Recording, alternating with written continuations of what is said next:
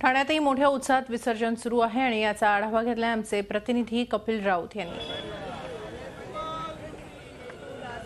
गणपती बाप्पा मोरया, पुढच्या वर्षी लवकर या बोलत गणरायाचं विसर्जनाला सुरुवात झालेली आहे। आज 5 दिवसाचे गणपतीचं विसर्जन आहे आणि आपण तळापाळी या भागात उभे आहोत आणि तुम्ही बघू शकता इथे खूप मोठी धूम आहे। एकंदरीतच इथे जो बंदोबस्त आहे तो व्यवस्थित आहे। तुम्ही बघू शकता का इथे मोठं तलाव आहे।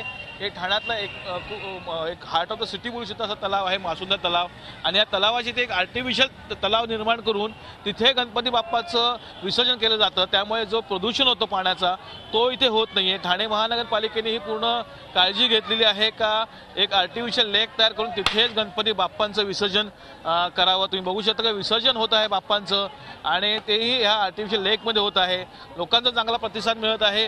लोकांनी ह्याला एक्सेप्ट केलेला आहे। सर्वात मोठी गोष्ट म्हणजे ठाणे हे तलावाचं शहर आहे, परंतु तलावाचं ज्याप्रमाणे प्रदूषण होत होतं, पाण्याचं जसं प्रदूषण होत होतं ते कुठेतरी थांबवणं गरजेचं होतं। म्हणून पालिकेने उचललेली ही पावलं आहेत। आपला बरं उपायुक्त आहेत पालिकेची, त्यांच्याकडून जाणून घेऊया का कसा बंदोबस्त ठेवला आहे सर पूर्ण या गोष्टीचा।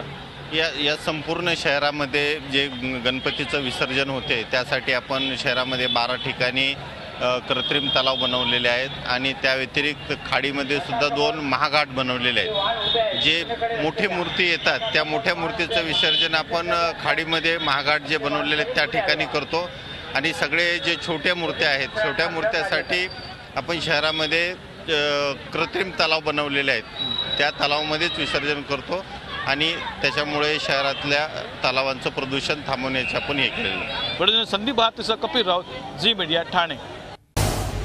झी 24 तास रहा एक पाऊल पुढे।